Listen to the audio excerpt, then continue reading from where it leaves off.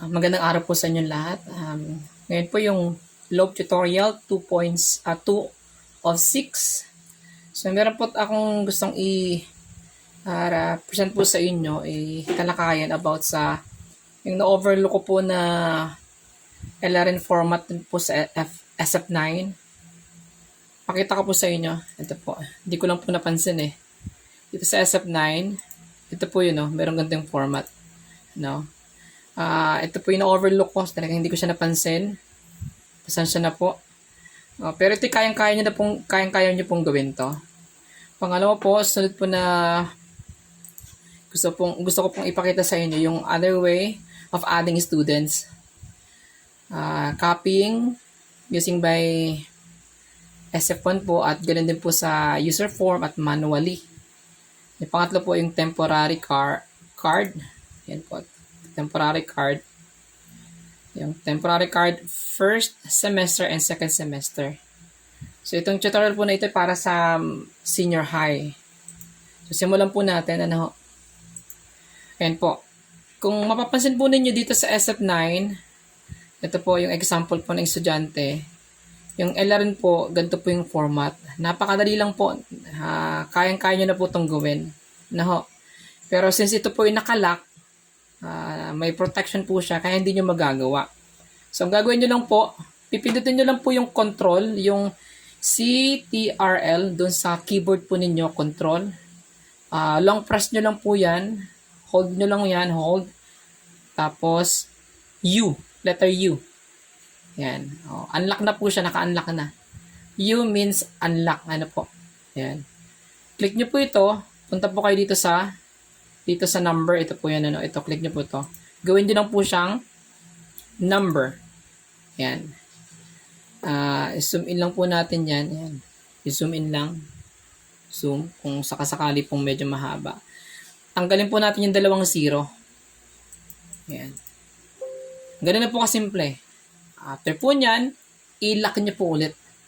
Hold nyo po ulit yung control sa keyboard nyo, tapos L means lock.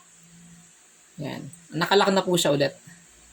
Kailangan po natin siyang i-lock para save po yung ating data. Ano po? Okay po. So, sa grade 12 naman po tayo. Ito sa grade 12. Yan. Ito pong pinindot ko grade 12, SF9. Yan. Ganun din. Same thing lang din po yun. Gaya po niyan, hindi nyo po accessible yung mga ribbon po dito sa taas. Ngayon, hold nyo lang po yung control.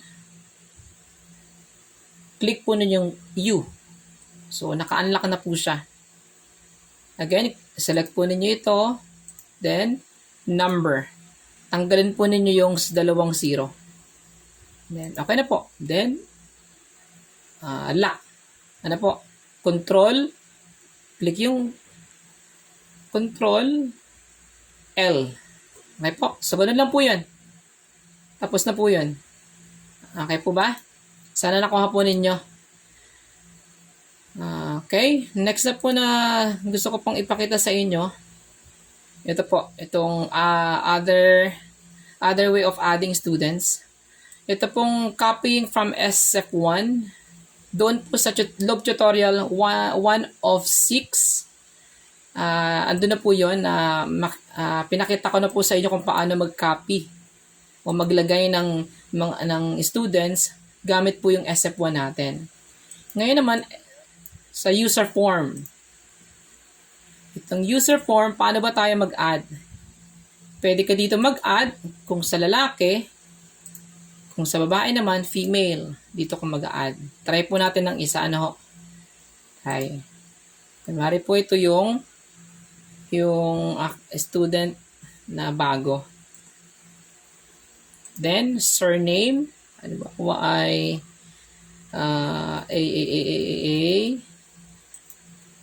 B. Then, C. Okay na po. So, click continue. Hindi ko na po lalagyan po ito ng mga iba pang details. Click continue. So, yun. And po, na-add na po siya doon sa database. Dito po yun pupunta. So, kung titinan po natin to, andun po yung in-add nating student. Ano po? Kung tapos na po kayo mag-add, just click sort. Huwag niyo pong kalimutan mag-click ng sort. Ano po? Kapag hindi po ninyo clinic po itong sort, ito po ay di mapupunta doon sa mga designated documents po natin. Then, ano po? So, yun po yung isang paraan po, no? Dito sa database, meron din po ditong add mail. Kung pupunta ka doon sa female, sa girls, may add female. So, clickable po yan. Same thing lang po yan doon sa dito. Yan, same thing lang po yan dito. No? Balik po tayo dito. Ano po? Ngayon po, manually, pwede kayo mag-add po dito ng manually. So, pangatlo po natin, manually. Mag-add ng student manually. Ito po. Halimbawa ay D. Ang separator po natin lagi ay comma.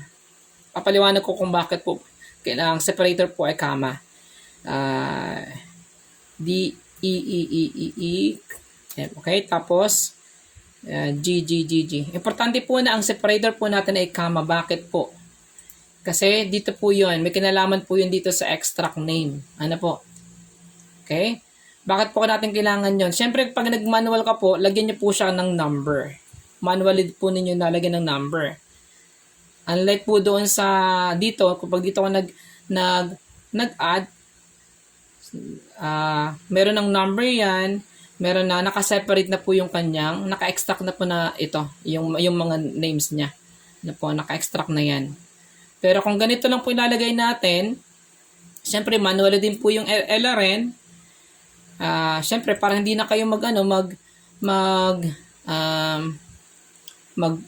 mano-mano na hiwa-hiwalayin yung surname, first name, middle name, extract name na lang. At pag-mastan po ninyo, ayan, ito, ayan po yun, oh. Magkakahiwalay na siya. Ano po? So, ganun lang. Again, don't forget to sort. Ano po? Hindi ko na po ito pipinutin para hindi po mahaba yung video. Sana nagigets po ninyo.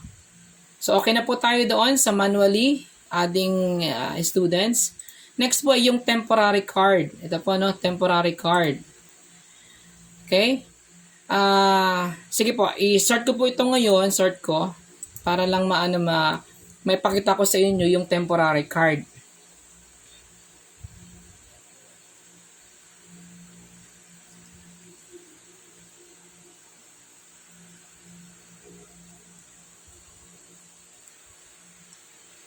Again po, kung napansin po ninyo may not responding, disregard nyo po yan. Ibig sabihin lang po niya na on the process po yung program.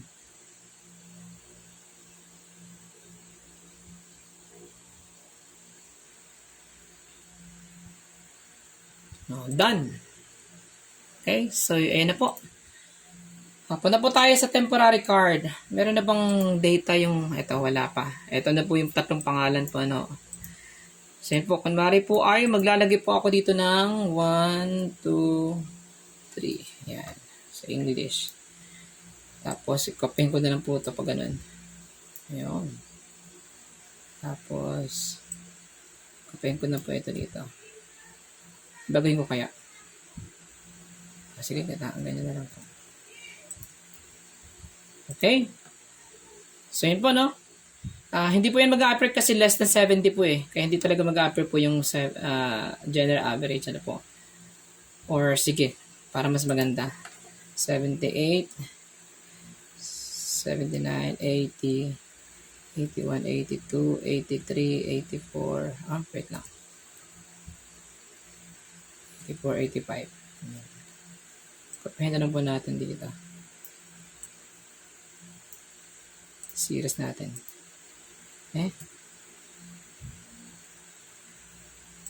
Series.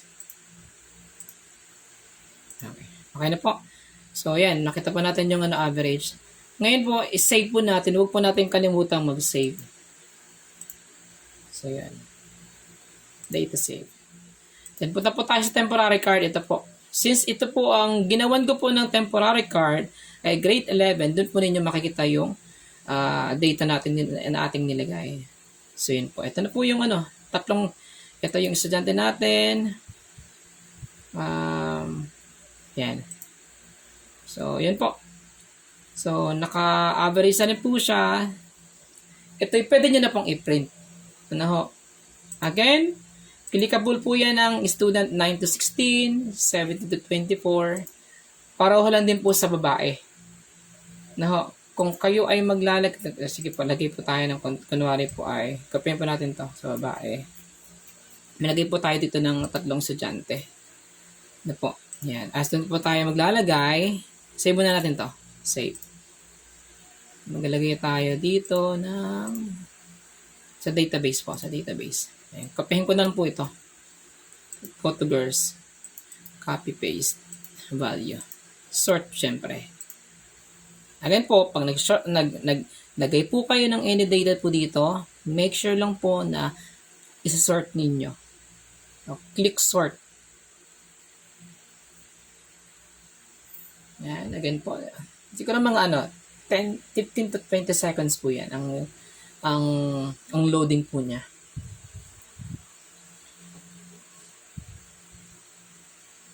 So, normal po yan. Meron ganyan. Normal lang po yan.